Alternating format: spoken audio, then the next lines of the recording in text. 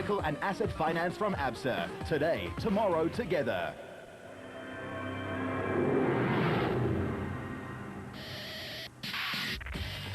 The 2007 Toyota Dealer 400 in Mpumalanga was set to decide the national championship titles in several different categories, as race 7 out of 8 was due to be a real car breaker and hope wrecker. At the race host's headquarters in the town of Lydenburg, drivers, crews and fans relaxed before they would all saddle up and tackle the long 400 kilometers of exacting racing ahead in various guises. And in this part of the world, the routes can change in a matter of seconds as the weather plays its wily tricks on cars, drivers and navigators. The three-time winners of the Toyota Dealer of the Year award, Lydenburg Toyota, was where drivers registered on their way to starting their last-minute preparations for the penultimate round of the Absa Off-Road Championship. But for most of the national title contenders and hopefuls, this was it. The cards were all on the table. For the defending national champion, it was G for go. Very, very important. We're lying a close second on the championship. We've still got a chance to win the championship. Duncan is leading. There's about 12 SP entries, so I think it's going to be tough. And also it rained a lot last night, so I expect that the road is going to be very, very wet. But we'll see, and I'm looking forward to it. I'm looking forward to both of the last two events. I think it's going to be close to the end. And that's how it normally is in the series. And there was some serious playing to be done. Yeah, absolutely. I think we'll be playing in the mud. I don't think I've got anything that doesn't have mud on it. So we'll just go straight back into it, and hopefully we get through to the end. The mud, does it bother you? Initially it used to, but I think with so much time playing in it, I'm actually quite looking forward to it. Well, boys will be boys. Jean Moore was back and he too was ready to play. Sitting out one race feels like forever, and yeah, it's going to be a good race. And the conditions out there are going to be tricky. Yes, it's going to be wet, especially tomorrow in the forest area. But I think today will dry out. We're not off first, so the first guys are going to have a tough time. But I think it's going to be well, yeah. Nissan were looking for a 7th consecutive win in 07. VZ Van Zyl too was back. Well, I was enjoying my retirement, but got the call from Nissan. Unfortunately for Quinn, he had an accident in London, so it's my opportunity to get back in the hot seat. You're looking forward to it? I really am. We had a good test session down in the Cape last weekend. Ivo and I are getting along well. I've now just got to get my right to left right in the racing car. And those are important. The Rubicon team were hoping to challenge in Class E. We're quite a bit behind the leader, but anything is possible, as we've seen in the last couple of weeks in motorsport. So we have to finish good. We have to finish first, as a matter of fact. And from there, you know, if we've got a good finish, we can fight on the last event. But we need a good finish today. And perched at the top with all that pressure, it was former champ Duncan Foss and Ralph Pitchford, while defending champ Grobler was loading up with his nav Francois Jordan, while Ivan Tollefson and the injured Quinn were too far back to scare the pace setters. In the special vehicle category or space frame cars, Atlas Copco's Nick and Ryan Harper were atop the championship log. I'm going to go out hard, but still be conservative. I think it's very important to do well in this race, finish this race. I think this will be the deciding factor who's going to win the championship or not. So you guys will have to keep a close eye on the Motorride crew, Hutchison and Bergman. That's basically what it's about. My pit crew's got to tell me where he is and what's happening with him, and that will be to decide how I'll actually pace the race, you know. In the opposition camp, 2005 champion Hutchinson knew exactly what needed to be done to get his nose in front. We're behind Harper by 15 points, so we need to finish ahead of him in both of the next two races and try to take as many points out of him as possible. I think we're the only people in the Class A that can still try and fight for the championship with him, so yeah, a very important race. And what would the strategy be? Points, a win, or conservation of car and limb? What will it be? Now, at this stage of the game, there's still two races to go, and both myself and Nick have to finish the next two races. So at the moment, it's still conservative. I've still got to finish because, you know, you could have a problem in the following race. So at this stage of the game, we've still got to be relatively conservative. And, you know, I'm going to watch where Nick is, and pretty much we're only racing Nick. We're not really racing anybody else. But as long as we finish this race, put the points in the bag, whatever we can get, when we go to Carnival City, that's where it'll be make or break. And with 2006 champion Alfie Cox there to run some interference, who knew how it would turn out? For the Cries, the championship was won. No, we are just to enjoy it now. It's not about championship points, so we're going to take it Sy rustig, soos die boere sê. Gaan dit rustig vat and we hope to just enjoy it and don't come back with any punctures or rolling down the mountains or anything like that. And talking mountains, one of the veterans of the sport was not quite at the peak of his game. Yeah, it's not too bad. I broke my wrist 2 weeks ago, but fortunately it's been screwed together, and well, I've decided not to do all the driving. Very fortunate to have some good mates, and Robbie Walk will do the prologue today and start the race tomorrow, and then I'll do the middle section, and then my co-driver Chris will do the final bit. So we're keeping it in the family. We need to get a few more points. We're not there yet, but obviously we want to secure our lead in the championship, so that's why we're going to all the effort. The father and son combination, the Harpers, with a huge effort at the top, while the motorized pairing of Hutchison and Akim Bergman were ready to pounce. The rest of the specials were just too far back to scare the top duo.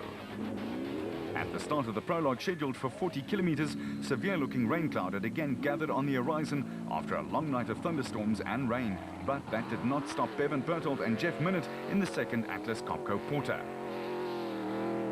Hutchison and Bergman were up next, and the motorite bat was in fine voice.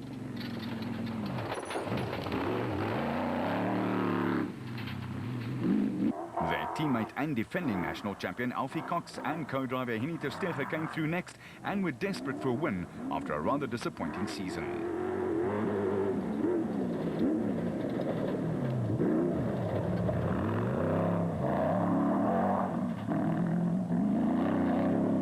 The Harpers, Nick and Ryan, were conservative but steadfast at the start.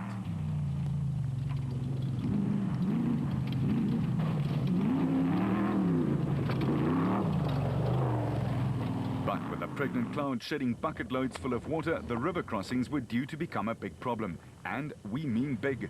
When Nardus Alberts and Henry Costain hit this, it was a stream. But later on...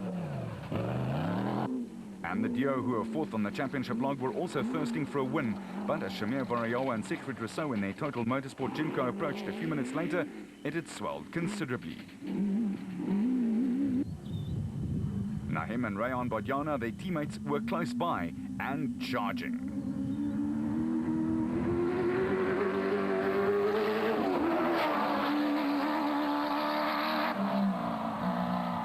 The Silwall Transport Zarko with its 5.7 Chev engine was also flying along in the hands of Karl-Heinz Silwart and Paul Helberg riding next to him.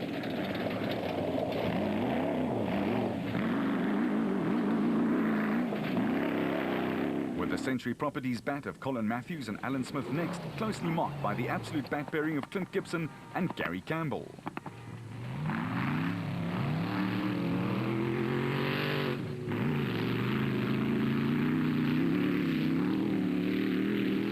Krobler and Jordan led the production car procession, with the rivers already much more swollen than they were 15 minutes earlier. While Mark Grenier and Chris Birkin had already remodified their Toyota 4-litre Hilux to a certain degree, and this was just a few Ks into the prologue.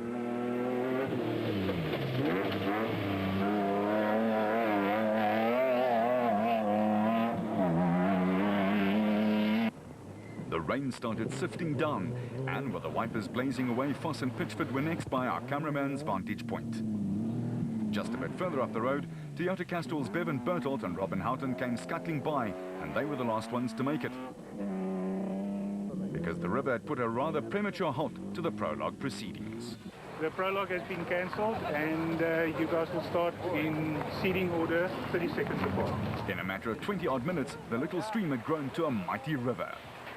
There were torrential rains around the area last night, and when we checked the first river crossing this morning, it was quite passable, but at the time that the first car started, the river actually came down, and after 14 cars we determined that it would no longer be safe for cars to pass the river crossing, and there was not an easy way of diverting the cars around the river for continuation of the prologue. So I had no option but to actually cancel the prologue. So it's a bit of a pity for the 14 guys that actually did the prologue. That's now a bit wasted, but unfortunately in terms of safety we couldn't continue. And that meant a revision to the starting order procedure. The start will be in strict national seeding order. with 30-second intervals between the cars, and they will now race on elapsed times and not race times as they are used to do. This was met by agreement from most of the teams, including Ford's former champion and team manager, Neil Woolridge. Yeah, it's a funny situation, you know, we're sitting there with 40 seconds to go to the start, all hyped up, ready to go and rock and roll, and then they stop the prologue, you know, so, but I think in hindsight, probably the right thing to do, you know, when there's people's lives at stake, and the river was so high that cars are starting to get washed down and things like that, I think they made the right decision. Difficult decision because there's always going to be unhappy people, I'm sure, whichever way they do it, but I think safety always must got to come first. For Variawa and Rousseau, the rain came like manna from the heavens, and they were pretty pleased with the change. It is a disappointing thing for a lot of the guys, but for us I think it's a benefit because we went out into the prologue good times, and 30 k's into the prologue we had a puncture. So it took us 4 minutes to change, and had the prologue proceeded with, the guys proceeded with the whole prologue, we would have probably been in position 30, 35. So now by them discontinuing the prologue, and I think we'll be in the top 5 again, so it's good. According to seeding, So you're quite happy? I'm quite happy. Vehicle and asset finance from ABSA, going the extra mile to get you finance. Finance from ABSA, going off the beaten track to find solutions.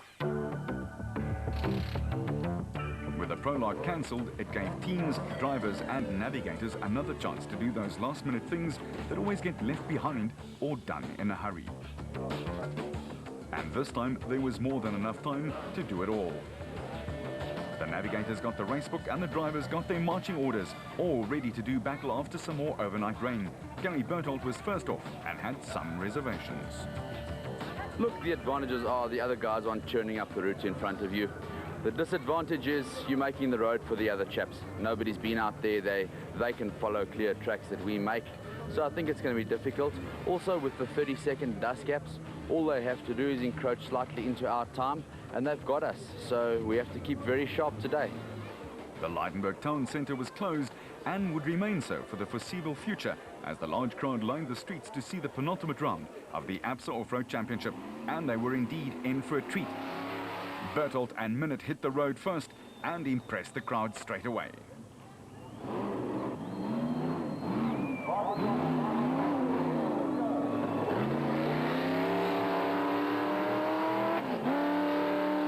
Hutchison and Bergman were off in an ideal position second, and they would be looking for the fresh tracks made by Berthold and Minute ahead of them. A great help, and they changed the course immediately.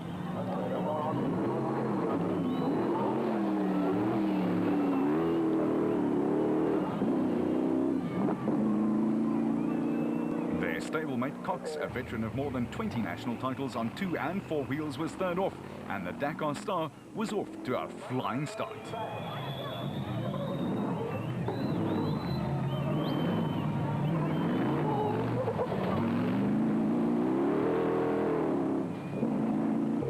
With a big task ahead of him had Jordan countdown to their start time. The burly man with 4 off-road and 1 national rally title under his belt is always a crowd puller and pleaser.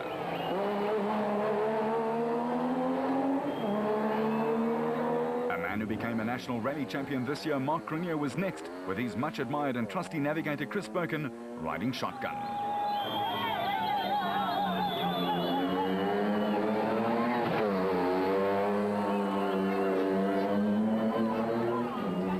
Duncan Foss and Ralph Pitchford took to the tarmac next, and it was clear that Foss was one determined character.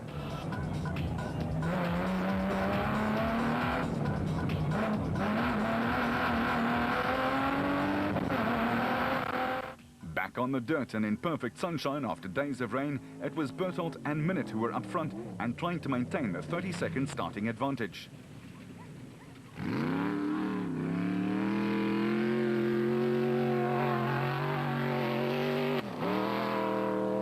Flying Hutchison had already made up more than half of that, and he was doing some serious sprinting.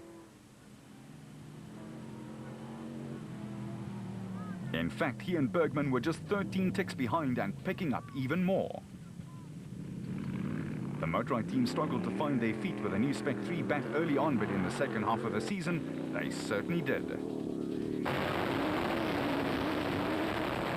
and they caught the Atlas Copco Porter in double quick time. Now they had to find a way past. And Berthold would want to make his turquoise Porter as wide as possible. And a mistake in thick mud gave them the gap they needed.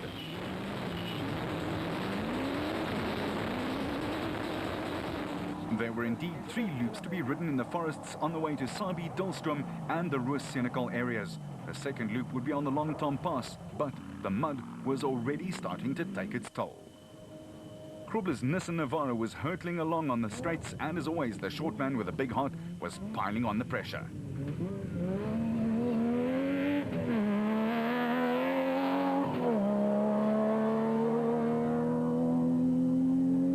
With Cronje and Birken desperate to make name for themselves in their host event in the Mpumalanga province.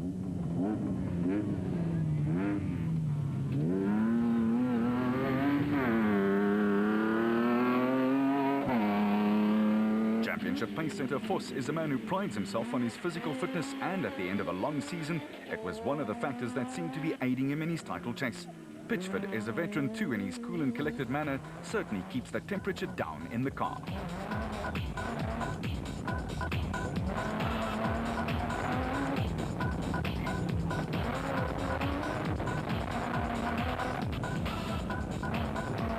But early on they had trouble and stopped to repair what seemed to be a slow puncture. The big red Rapsa bat of Nandus Alberts and Henry Costain next made an appearance, and they were on their way to clocking the second fastest time for Loop 1.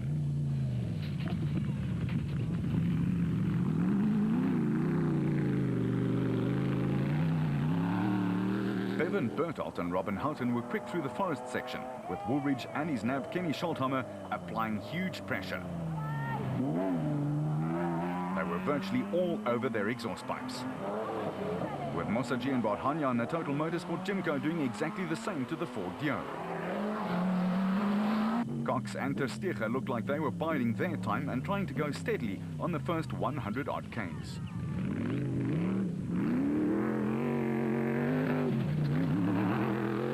Matthews and Smith in their Century Properties Developments bat with its Audi 4.2 engine was also smooth early on, albeit sideways.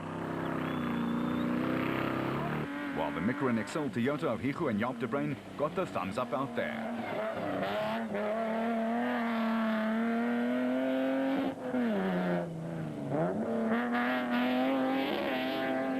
The blue Silwald Transport Zarko came flying by next. Holding absolutely nothing back was Karl-Heinz Silwald behind the wheel.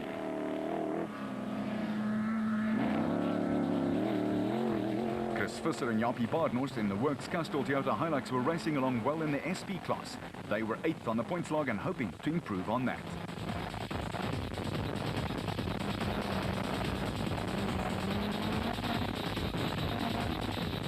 But they were already one short in the team as Cronje and Birken came a cropper with a broken rear axle just 30 Ks into the race. Century Properties Mark Corbett and Rudy Balzar were super consistent in their Nissan Navara and clocked the 4th fastest production car time for Loop 1.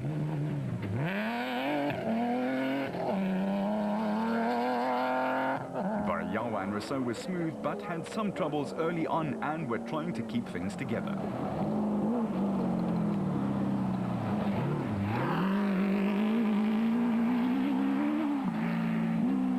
Someone who was driving spectacularly fast was Brandon Harkis, together with Johan Moore in the second Ford Racing Ranger.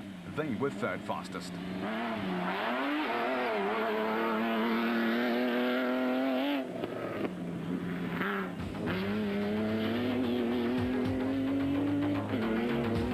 And at the 6th spectator point at Vermont, there were only 4 production cars in the top 10, perhaps indicating the severity of the road conditions and the help it was giving the specials.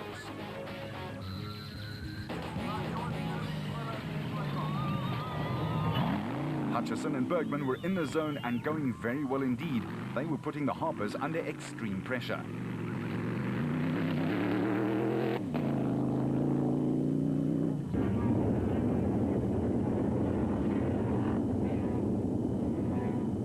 But the father and son in the big Atlas Copco bat weren't just going to lie down either. They were trying to maintain contact and to keep the pressure right on the Motorrad pair. But Grobler and Jordan were also helping Hutchison by catching up to the hoppers and keeping them honest.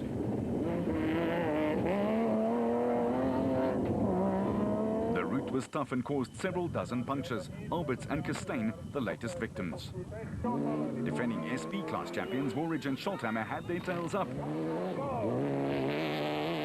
while Musaji and Bodhanya in the Total Motorsport colours were putting up a fine performance too.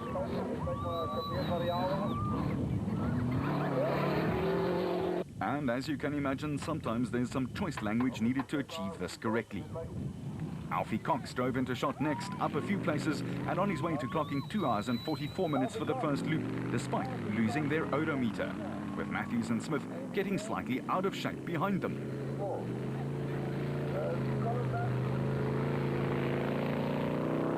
Foss and Pitchford were just behind that, but not near enough to scare stablemate Hannes Grobler. They needed to close the gap. With Bertolt and Minute having lost some ground, but not slowing greatly, and you had to take care through the river. The water was still pretty deep.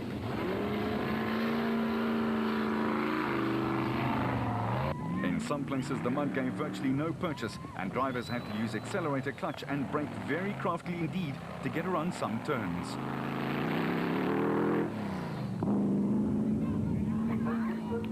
Varayawa and Rousseau desperately trying to make up some of the places they've lost with their earlier troubles.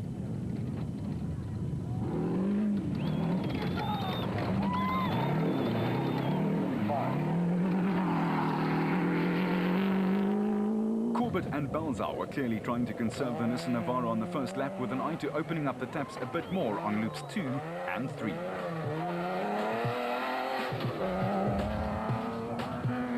The Micron Excel dealer team Toyota Hilux of the De Bruins provided the spectators with a spray of mud and a spectacular corner. The Toyota Dealer 400 continues. Vehicle and asset finance from ABSA, overcoming all obstacles.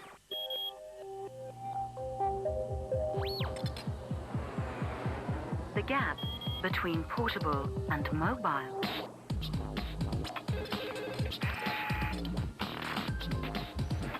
just got wider. The HTC Titan 2. Smart mobility for everyone. Get the HTC Titan 2 on Finance from ABSA, going the extra mile to get you financed.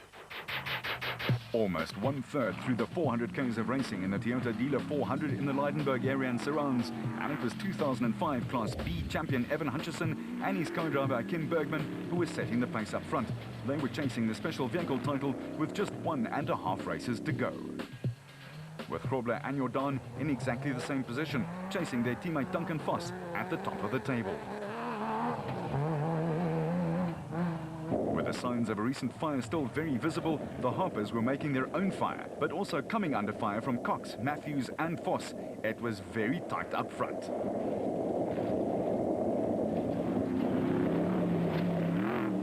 And if you could cut a corner, you did.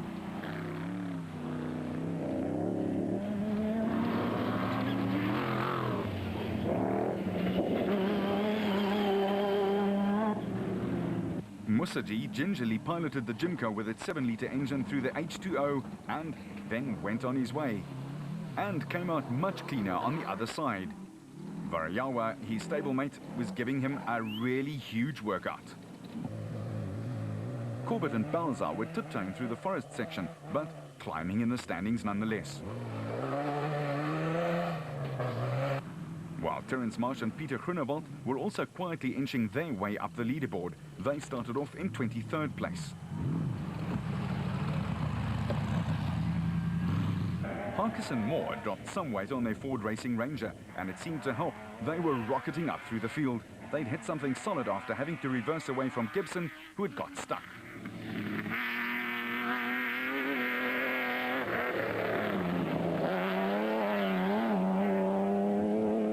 Bertolt and Houghton followed suit, and it also got rid of some of their bodywork.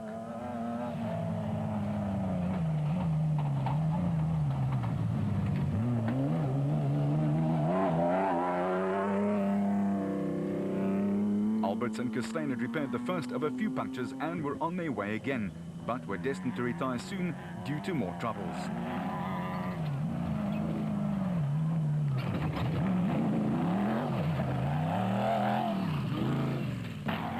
Whitehouse and Matthew Carlson in a Regent Racing Bat with its 5.7 Corvette engine came through next, and they were putting some big names away in the process. Rutherford and Doubtfire in their Atlas Copco Bat round the corner, and it found good rhythm to keep things going.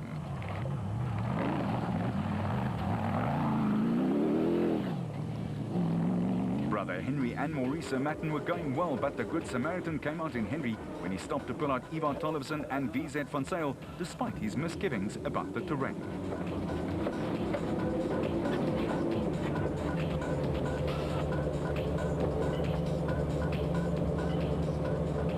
By this stage, almost 10% of the teams had to call it a day through one misfortune or another.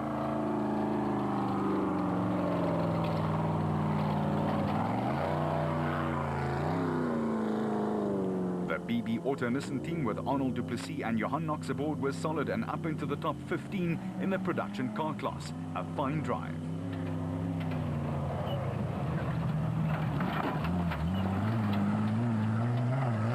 And they were taking it easy where they needed to. Back to the saga of the toe, and Zamatten was the one to use some choice language this time, but he did his brotherly duty and Tollefson would be eternally grateful.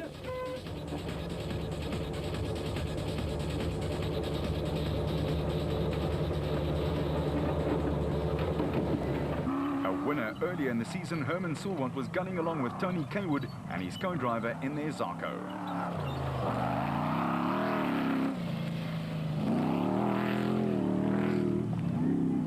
But it was clear that the mud, water and rough terrain, as well as all the hidden dangers on the route, such as tree stumps, rocks and ruts, was certainly taking its toll.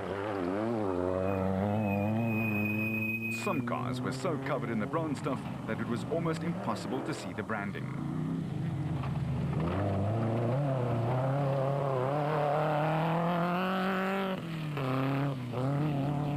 Mattens, who hold the world record for the most consecutive finishes in motorsport, had company and meekly let a Rubicon team by.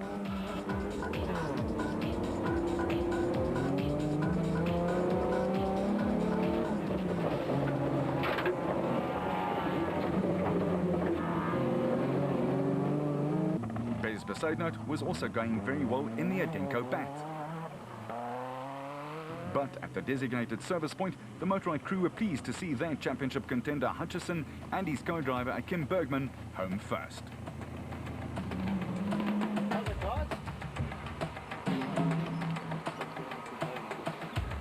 The former champion was upbeat and pleased with a complete and professional performance. Yeah, it's been... we caught Gary after 5 minutes and got past him, so we went into the lead, having to try and find the route. Yeah, it's been marked very well. There are quite a few little tricky areas that we've had to stop and try and find the right way to go. So we've lost quite a bit of time. But I think hopefully we haven't left too many tracks for other guys to follow. No problems with the car. Nice route. The conditions are good. It's nice and tacky, not too slippery. I think we're off to the forest now to go and do those rally stages, and I think that could be quite tricky. So we're going to have to be quite careful there. But we've got a little bit of a gap, and we'll use that to just take it easy through the forest. Krobler was next, and he and co-Francois Jordan had again put together a flawless drive. The Nissan team, experienced as they are, sprang into action like a well-oiled machine, and that's something that they know a bit about. Yes, it was totally different from yesterday. It's quite rough out there. You had to stay in the tracks because there's lots of rocks next to the track. But we had a good run, and the car is excellent, and we didn't have any problems. And yeah, we're just going to keep it on the road and on its wheels and see that we get to the end. Despite a broken window, which the Nissan lads replaced in no time. Cox was next into DSP, mud-splattered but pleased with half a day's good toils in the mud and dust of Mpumalanga. Voss was 5 minutes slower than Krobler, but Cox lost some time. Yeah, we got a puncture, and the ground was so soft. And as we tried to put the jack in, the jack went in, so we had to find a stone. So we wasted 2-3 minutes, you know, extra. But no, it's fine. We've had Harper's been pushing very hard, and then the Buckies arrived as well, you know. And we've had no Odo from the beginning, and we've wrong-shotted in the forest a few times, had to make a turn, so it's been a bit difficult. But no, we're having a great run. The car's good, and we'll give it a go now. Voss also punctured, but then virtually everyone did. We've had 2 punctures. I don't know. I know about the second one. The first one, I don't know what happened. Maybe we had a slow puncture before we even started the stage, so that was a bit of a problem for us. But you know, then we couldn't really attack too much because we had no spare tyres left. So we took it easy a little bit, but now we can put some spare tyres in case we have a problem. We can go try and go a little bit quicker. Colin Matthews loved the very rough and tough route. It's nice. It's very rough. We've just picked up a bit of a miss, so it's holding us back in performance a little bit. But through the rough stuff and everything, it looks like we're keeping with the other guys. Your position is what? I think we're lying third or fourth at the moment. I'm not sure. Yeah. All right. 2 loops to go. You reckon you're going to hold your position and perhaps catch up to Alfie? There's still a big race, yeah. So let's hope we can still do it. Parker brought back the Ford looking worse for wear, but was pleased with the performance. Had good and bad luck, but he was rather philosophical about it all. It's been a war out there this morning. Really, I would have really liked to have done the time trial yesterday. I think the guys that did had a huge advantage. I got myself stuck in a stupid situation for about 3 or 4 minutes. But you know, that's racing, and we just carried on, and we've been fighting a little bit of an oil pressure problem. My concentration's been a little bit off, and about 15, 20 k's in, we hit a big rock, and there seems to be a slight misalignment in the steering, but they say it's fine, so we're going to keep going. And right at the end, in the last section here, we seem to have got a birthday present. You know, a whole lot of guys have got lost, and it's really fallen into our hands, especially a whole lot of frames. You know, they're very difficult to get past in the forest section, so you know, you need a bit of luck in this racing. And so far, we had a bit of unluckiness, but we're not looking too bad for the race. Bevan Berthold was pleased with his day's work, but those red eyes told the story. It's really rough out there. We've had some excellent races. We passed the Nissan this morning early, and then they got a puncture. Then we got a punch, they passed us back. That was after the Ford. We took a wrong turn, got past, we were chasing him, and we hit a rock in his dust. Smashed a wheel, got out, fixed it, carried on going. 100 meters, bang, the back wheel's also smashed. Get out, change it again. So we've lost a lot of time fixing these wheels. The car's going very, very well. And it's still a long race, so hopefully we can get a podium and bring it home. While Toyota manager Wami Haddad's men were scurrying to repair and restore, the Nissan Navara in the Century Properties pits was getting some TLC as well.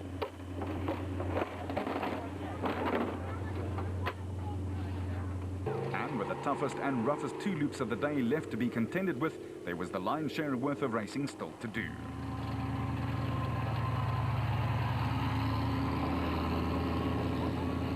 After a quick drink, a bite to eat and a good clean of the windscreen and numbers for visibility, it was off to war again.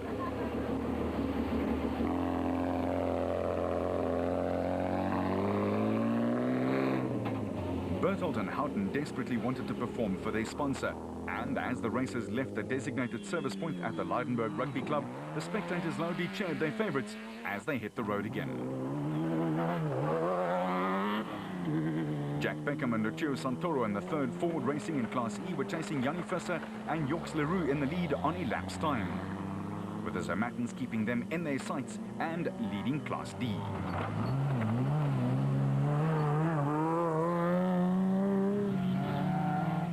With the Castrol Toyota, Visser and Leroux going very well and up into the top 15.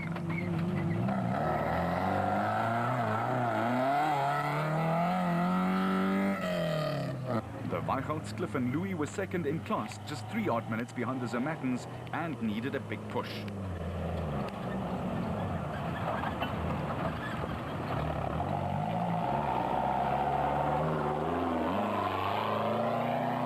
But there were retirements left, right and centre. Mark and Stuart Moffat in the Bosel Toyota got off the route, another casualty of a very tough and uncompromising race, allowing Mark de Chalane and Alistair Stubbs to fly by. What's up, guys? Duffy's out. What's that, the power steering? Power steering, yeah. Okay. Push it back in there, it's soft. Ah, the joys of off-roading. And the joys of keeping it going. Cobus van Tonda and Rian Guapa's steady if unspectacular first loop saved them, and they were going well on loop 2. After the first traverse of the route, it was the Motorite lads who were leading overall by 1 minute and 48 seconds from Krobler and Jordan. The Harpers needed to haul themselves up by their bootstraps. Vehicle and asset finance from ABSA, going off the beaten track to finance from ABSA, overcoming all obstacles. The 2007 Toyota Dealer 400 continues, and with more than 200 Ks to the finish line, the majority of starters who still found themselves in the race had their work cut out for them. Hutchison was being hunted by Krobler, but he was about to experience his own problems.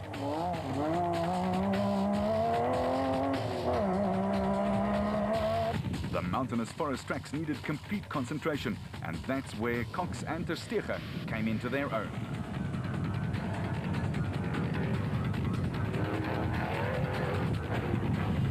But the dreaded rain again made its appearance, making it even more difficult in the heavily wooded sections to turn sharply and also affecting visibility. Voss was pushing hard, and so was the Specials points leader Nick Harper. The two situations almost mirrored each other in the two categories.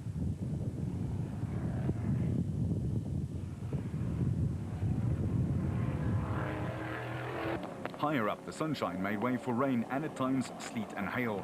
Not ideal racing conditions, to say the least. Tyres battled to grip, and Matthews and Smith, despite this two-step, were up into second and going well.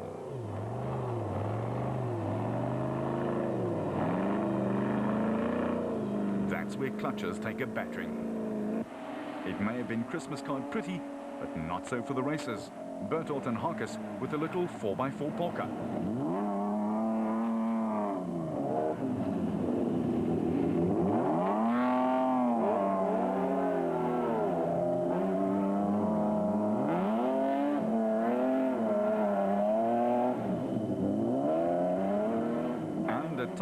It was like a skating rink out there.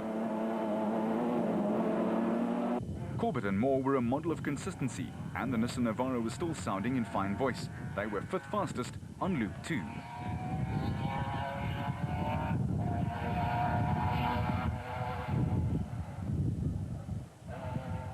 While Variawa started to open up the taps and let her fly.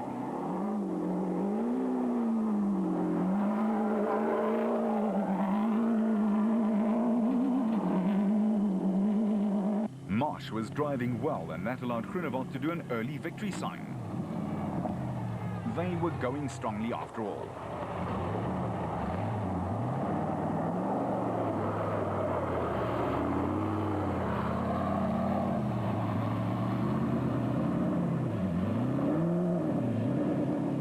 And you certainly want to read the road book well here. Just imagine getting lost in there somewhere. Luckily, Whitehouse and Carlson had no such worries.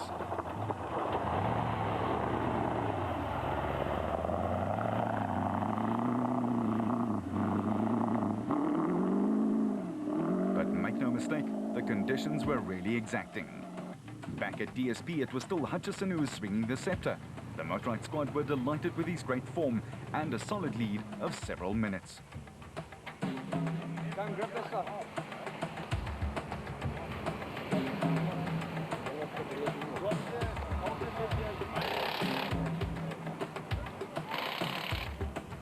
The teams all went to work, and in the Nissan enclosure, Krobler and Voss were separated by just a few seconds as he had charged back almost 8 minutes faster than his more illustrious teammate, and he was in the lead.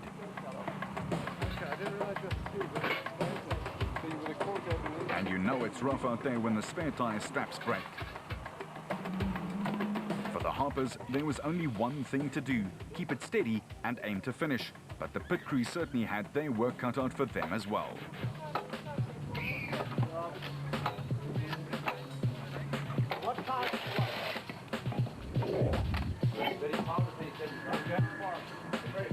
Cox was riding a very consistent race, and he was clearly in a mood to finish, something he'd not been doing consistently this whole season.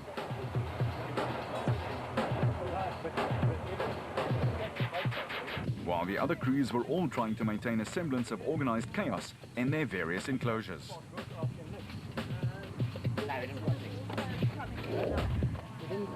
Corbett and Moore had started 16th overall and had put together a great drive to snake their way into the top 10. With Tollefson and his stand-in co-driver VZ van Sail also doing a fine job of holding station just outside the top 10 overall. Everybody gets a job in the off-road family, and trust us, it all helps. Naheem Mosaji, though, had more pressing things to worry about. Just got a problem with the wheel bearings loose. Shaving on the caliper, and we were losing a bit of brake, so I think it's just that. Hopefully we get it sorted out quickly and we can move again. And things were not going well for the Toyotas. Yanni Visser and Joks Leroux were at least leading Class E, but there were some worried faces around the Castrol Hilux.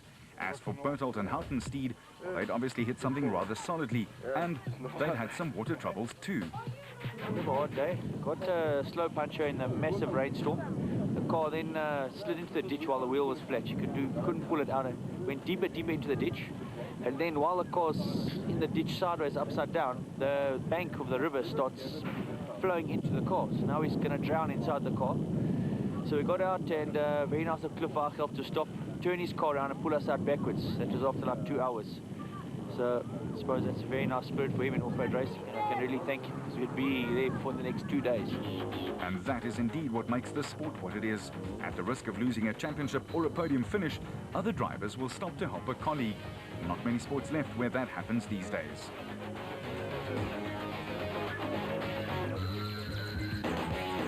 With just one loop of slightly more than 100 k's to go, it was Voss and Pitchford who led Grobler by 3 minutes and 9 seconds, while Hutchison and Bergman were almost 8 minutes ahead of the championship leader, Nick Harper. Hutchison knew exactly what he had to do, find the balance between all-out and conserving the car. It seemed that he'd done it right so far. With Voss now having taken over the mantle of the Hunter.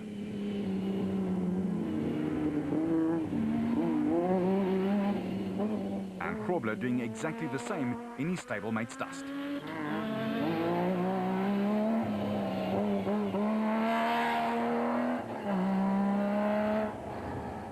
The heat had dried out things on this last loop, but it was the kind of condition that the Harpers revelled in.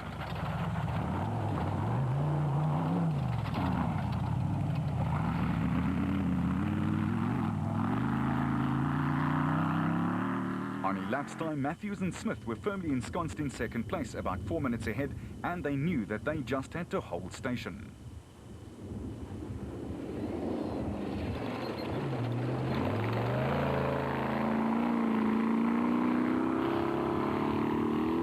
Loop 3 had a few of its own surprises, and by now there were only 25 of the original 64 starters left in the race.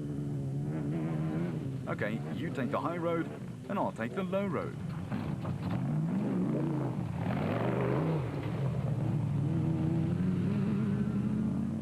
Variawa and Rousseau were still plugging away, but they too would have a race halting happening soon after this.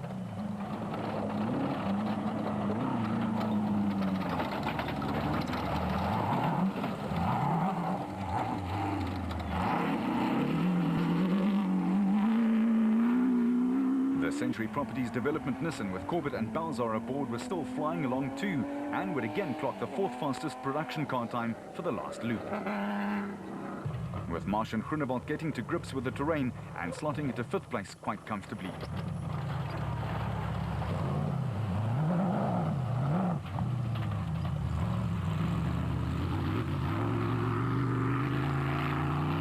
The Norwegian adventurer and mountaineer Tollefson would have loved to have climbed some of this stuff, but apparently he enjoyed driving it just as much.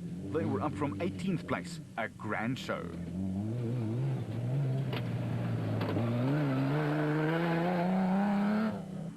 Archie Rutherford and Craig Doubtfire in the second Atlas Copco back left in the race stormed into the 9th place in the specials with a fine last loop, with brothers Johan and Etienne Besaidnout first in Class B in the Adenko Bat.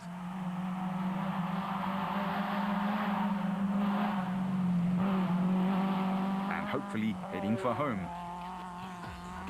The Zermattens were on their way to a great win in Class D.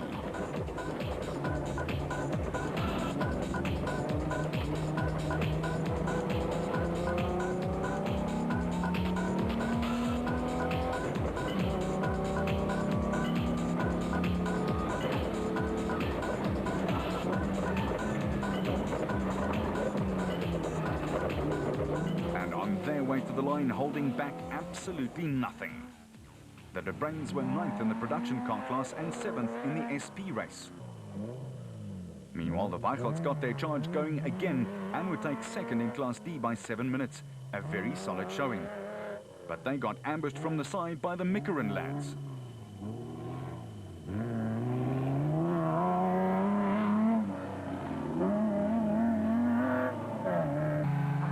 Yanni Visser and Joks Leroux got a 7th place in the production car race, but a fine win in Class E. With Herman Silwald 6th in Class A, and Richard Schilling and Chris Davies taking the ACECO to a Class S championship winning victory, with Rob Walk driving the first and the last loop. While Bez Besaidnout and Johan de Bruin filled the 10th place and 2nd behind Bez's 2 sons in Class B. It was clear that Walk had done some towing. You notice the rope at the back? Ah well, guess he can afford a new one. And Bez had certainly not stopped chasing after his sons either.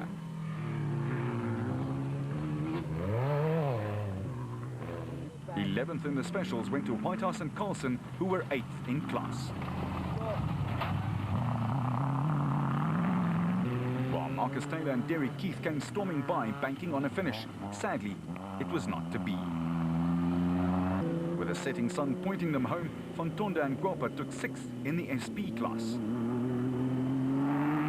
Dalmas pair Ramon Besaidnout and Stefan Locke also missing out on finishing, and they were time barred.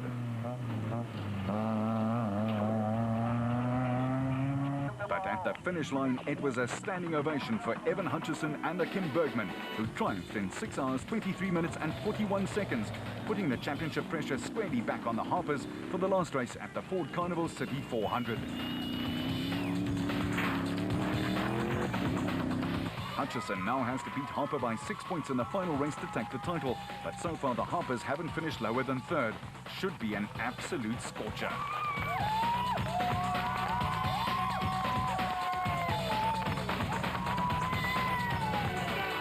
Voss was exuberant and rather flashy as he rounded the last corner, knowing that he had won the national championship for the 2nd time.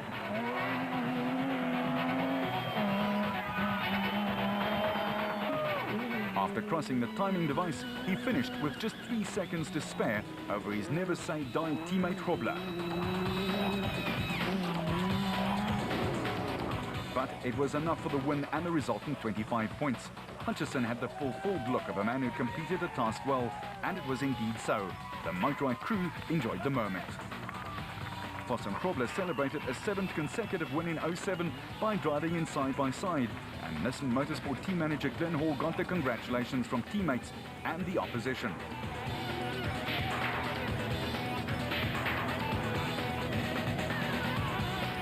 Hutchison felt the miles after a hard day in the office.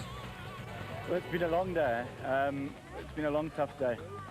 We started off after yesterday having the time trial cancelled, a little bit disappointed. And anyway, we were 2nd on the road. We got past Gary first thing in the morning, and we've been in the lead since then. You know, it's been quite nerve-wracking. The forest for us was quite dry. We got there early. Halfway through the forest, I thought everything had sort of gone pear-shaped for us. We were running with 1 slow puncher, and we got a 2nd. We had 2 flat tires, so we had to stop twice, fix the punches. Then the heavens opened. It started hailing. It became very, very difficult. Just to drive the car was very difficult. So but we soldiered on. We got through the end of that stage, got back to the pits and got some dry clothes on, and sort of had to recalculate. And the whole field had caught up quite close, but we still had a gap. And then we went down on the Quenna Loop, which is something that I've always enjoyed. And yeah, we had some fun at the end of the day. It was good, man. It was a lovely day.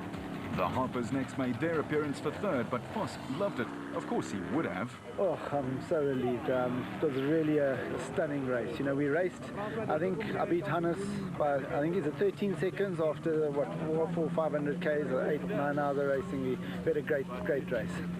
The conditions out there? It was unbelievable. The first loop, conditions were reasonable, but then we got into the forest and there was a thunderstorm, a hailstorm, there was mist. It was unbelievably tricky. So you had to be so precise, and so you could not afford to make any mistake, but also go fast because we were in a huge race.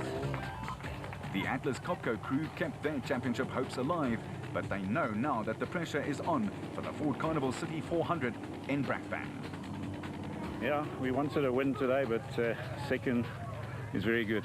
You know, it's the points. We need the points, and it was a battle. It was a tough race. We weren't racing with Alfie. It was Colin, and there was other cars. The Buckies were around us as well. Duncan and Hannes this morning. So yeah, we fought the whole day. It was a tough, very tough race.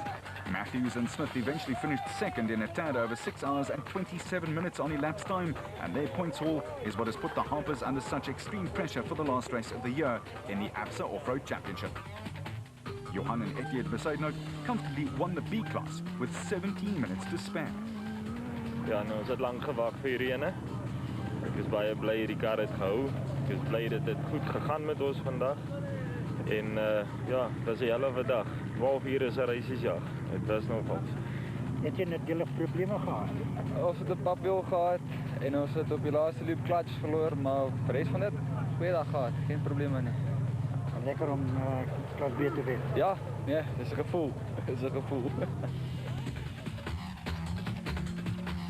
Yeah, but we do it for fun. This is great, and it's even better when you get to the finish line. There's nothing worse than spending a day out in the mountains when something goes pear-shaped. But we've been very fortunate. It's been a good day.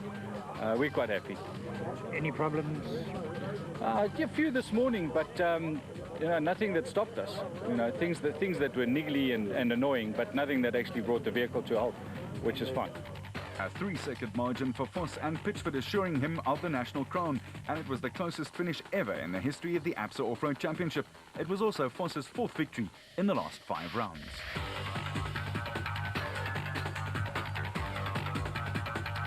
Hutchison and Bergman took a 2-minute and 51-second victory home, with the Harpers losing out to Matthews and Smith by 5 minutes. They may well rue this come the end of the season. For Toyota, it was a fine race with a whole weather chart thrown in.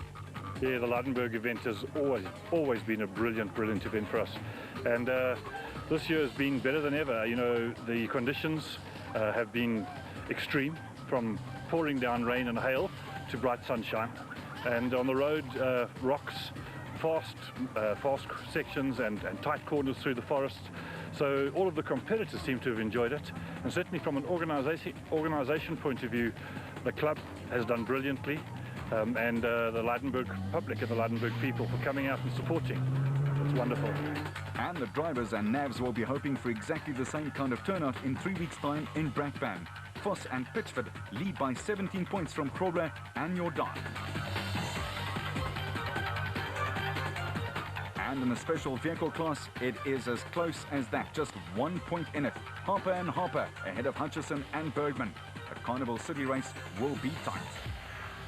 That was the ultimate test, the ABSA Off-Road Championship. Now fast track your